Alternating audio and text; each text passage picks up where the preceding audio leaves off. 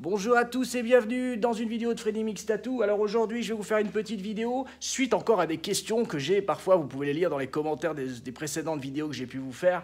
On me dit, est-ce que vous pourriez nous expliquer, nous faire une petite vidéo alors assez rapide. C'est ce que je vais essayer de faire parce que là dans cette vidéo, avec ce qui est là sur ma table qui peut faire peur à certains, je peux en faire 10 des vidéos. Mais là je vais faire relativement simple, il y a juste ce qui est devant vous, d'accord. Sur quoi je vais faire une vidéo, c'est on m'a demandé comment je fais pour remplir mes tatouages, de quelle aiguille je me sers. Alors je vais pas rentrer dans les détails des encres ou autres, ça va pas changer votre vie. Par contre, ni des machines, d'accord, j'en ai fait beaucoup des vidéos comment ajuster votre machine pour pouvoir tatouer. Et là, je vais juste vous donner ni tracé ni autre, juste comment remplir, quelles aiguilles vous allez utiliser pour faire le remplissage de vos tatouages et quelle est la forme que ça va donner, d'accord. C'est juste sur ça qu'on va s'arrêter, d'accord. Donc les premières aiguilles qu'on utilise quand on commence dans le tatouage, les plus simples, d'accord, c'est les RS, d'accord. Donc le RS, shader chez Cheyenne, d'accord, voilà. C'est des aiguilles en fait où juste le point de soudure, il a été décalé vachement vers les aiguilles pour qu'elles puissent avoir un débattement un peu plus libre. Voilà, c'est tout. Donc c'est des aiguilles qui sont un peu pinceau plus souples, c'est-à-dire que si vous appuyez dessus, les aiguilles elles se tordent, ce qui fait qu'elles ne perforent pas la peau comme un liner, et c'est la seule différence. Vous n'êtes pas obligé de vous en servir, d'accord. Il y a beaucoup de gens qui ne servent pas des RS, d'accord. Après ça peut être sympa dans certains domaines, peut-être pas sur les ombrages, mais pour les remplissages de couleurs, ça peut être très sympa. Et après ce qu'il faut aussi savoir, c'est que les aiguilles shader, dans n'importe quel domaine, mais chez Cheyenne, font des tracés, d'accord, les remplissages de tracés. Une fois que vous avez tracé en perçant la peau et que votre tracé n'est pas forcément celui que vous avez désiré, avec les aiguilles RS, style 7RS, 9RS, 11RS, c'est la grosseur qui va augmenter, vous pouvez remplir votre trait et du coup faire un trait plus gros. C'est pas toujours vraiment extra gros, ça va dépendre des endroits du corps, et ça va donner quelque chose de propre et uniforme. Voilà pour les RS. Ensuite, les autres aiguilles, donc après on part obligatoirement dans le plat. Donc les premiers plats qu'on peut utiliser, c'est le F, d'accord. Le F, c'est une simple rangée d'aiguilles, comme des peignes, collés les uns aux autres. Attention, ces aiguilles-là peuvent couper la peau pour ceux qui n'ont pas l'habitude. Une fois que vous avez la technique et l'habitude, il n'y a pas de souci. Après, juste derrière, il y a les M2.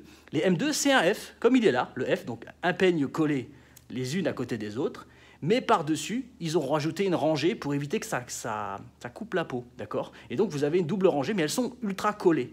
Donc, pour certains ombrages, ça peut ne pas être sympa. Il faut faire attention de ne pas avoir des machines qui frappent trop fort pour ne pas couper avec ces aiguilles-là. Mais après, elles sont super bien appréciées. Elles sont appréciées aussi bien en remplissage, en ombrage, qu'en tracé, sur le côté, d'accord. On incurve l'aiguille, le manchon, et on trace. Ça peut être très sympa. Ou tracer droit, par exemple avec du F4 ou du F5.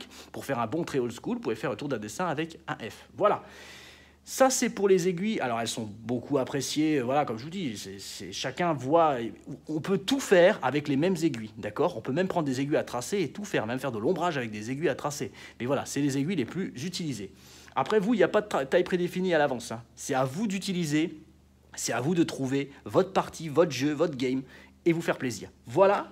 Et ensuite, les aiguilles les plus utilisées qu'on peut prendre pour faire des ombrages soutenus, progressifs, tranquillement, avec les machines qui sont assez souples, avec des machines qui frappent comme l'Hyper V3, Hyper V4, toutes ces machines. Bon, après, je peux dire aussi Bishop, je peux dire toutes ces machines qui sont sorties, mais voilà, à la part du temps, pour faire des ombrages très souples, très sympas, vous prenez les aiguilles Magnum M1, d'accord. M1, et chez Cheyenne, c'est Magnum dans tous les cas, chez eux, ça n'existe pas le M2, ça existe le F, par contre, ils ont quelques tailles en petite taille, d'accord, mais par contre, sinon, après, tout ce qui est derrière Magnum, ça sera du M1, d'accord. Donc Magnum, après, là, les tailles qui sont plus appréciées, c'est à partir de 7 et 5, c'est les couleurs, comme j'ai déjà pu le dire dans une autre vidéo, et après 9, 13, 15, pas énormément de gens montent vachement haut dans les gammes, d'accord. Mais voilà, c'est les tailles vraiment qu'on utilise le plus dans le métier. Voilà, c'est le 9, 11, 13, voilà, c'est la base des gens qui font des ombrages. Voilà. Après, pour les couleurs, ils prennent les petites tailles. Et après, il y a le RM. Alors ça, c'est super peu vendu, d'accord, le RM, parce qu'il y a des gens qui m'ont demandé, je vous réponds à ça, je l'ai créé spécialement. C'est comme j'ai pu le voir, vous le voyez sur le dessin qui est devant vous, c'est juste que les aiguilles des extrémités ont été coupées pour faire un sort d'arrondi, en fait. Et alors, il y en a qui aiment que ça, mais vraiment, ils sont très peu. Par contre, la plupart du temps, c'est du Magnum classique, hein.